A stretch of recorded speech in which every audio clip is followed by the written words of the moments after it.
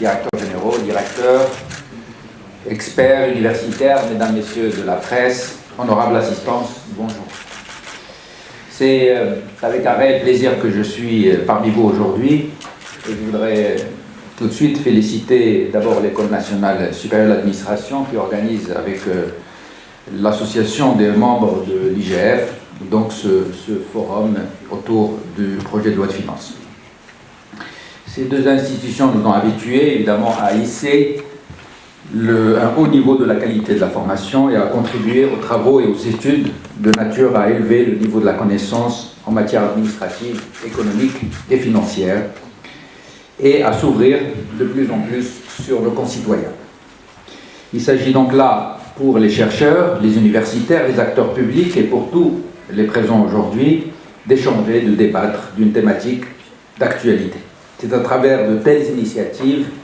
que l'on peut créer cette synergie indispensable pour asseoir les jalons d'une bonne gouvernance, d'une culture d'ouverture et de participation à laquelle nous aspirons tous. Aujourd'hui, donc, nous sommes réunis sur une thématique qui suscite l'intérêt de nous tous et qui marque, tant pour le gouvernement que pour le Parlement, un moment fort de leurs activités. Le projet de loi de finances 2020, que je vais essayer de synthétiser devant vous dans un instant, poursuit et prolonge la politique de rigueur et de sincérité dans laquelle sa préparation se fait tout en tenant compte des différentes contraintes au niveau national et international. Ce projet de loi de finances traduit la ferme volonté du gouvernement de mettre en œuvre les priorités arrêtées par Sa Majesté le Roi, que Dieu l'assiste, notamment dans ses derniers discours. Les 4 derniers discours prononcés à l'occasion du 20e anniversaire de la fête du trône, du 66e anniversaire de la Révolution du Roi et du Peuple et de l'ouverture de l'année législative. Il s'agit d'accorder une attention particulière au soutien des politiques sociales, à la réduction des disparités sociales et territoriales, en vue d'aboutir à des solutions appropriées aux problèmes des citoyens et de servir et de répondre à des attentes légitimes. C'est dans ce cadre, le projet de loi de finances a accordé au secteur de l'éducation et de la santé une enveloppe globale de 91 milliards de dirhams, soit 30% du budget total de l'État, et plus de 20 000 postes budgétaires, ce qui représente 45% du total des postes budgétaires créés. Le projet a également prévu l'allocation de 18 milliards de dirhams au programme visant à réduire les disparités sociales et territoriales. Plus 9,6 milliards de dirhams dans le cadre de l'accompagnement de la régionalisation avancée et 26 milliards de dirhams pour la préservation du pouvoir d'achat des citoyens et notamment la classe moyenne. Parallèlement à l'intérêt porté au volet social, le projet met également en avant les priorités découlant des hautes orientations royales appelant à rétablir le climat de confiance en faveur de l'entreprise et des investisseurs pour contribuer à poser les jalons d'une croissance robuste, inclusive et créatrice d'emplois, et notamment au profit des jeunes. Et tout cela est dans le but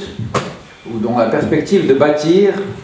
un modèle de développement basé sur la solidarité et fondé sur une logique de réduction des inégalités, de redistribution équitable des fruits de la croissance entre d'un côté les régions et de l'autre côté les couches sociales. Je voudrais souligner par ailleurs que les avancées indéniables du Maroc au niveau des stratégies sectorielles et transversales de développement ont été consolidées, conjuguées à la stabilité politique dont jouit le Royaume. La résilience de son cadre macroéconomique est confirmée par le maintien de sa notation investment grade depuis près d'une décennie, ainsi que la portée des mutations structurelles et progressives que connaît l'économie nationale ont été à l'origine de confirmer encore une fois la confiance dont jouit notre pays auprès des grandes institutions financières internationales et des agences de notation. En date du 21 novembre dernier, donc il y a à peu près 2 semaines, le Maroc a réalisé ou a pu lever un emprunt obligataire sur le marché financier international pour 1 milliard d'euros au taux de 1,5% pour une période de 12 ans, marquant avec un succès remarquable le retour de notre pays sur le marché financier international après une absence de 5 ans. Mesdames, Messieurs, la confiance.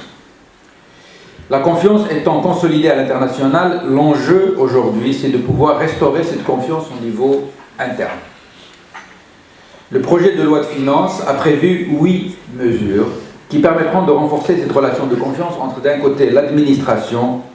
et de l'autre côté le contribuable, et de partir sur de nouvelles bases pour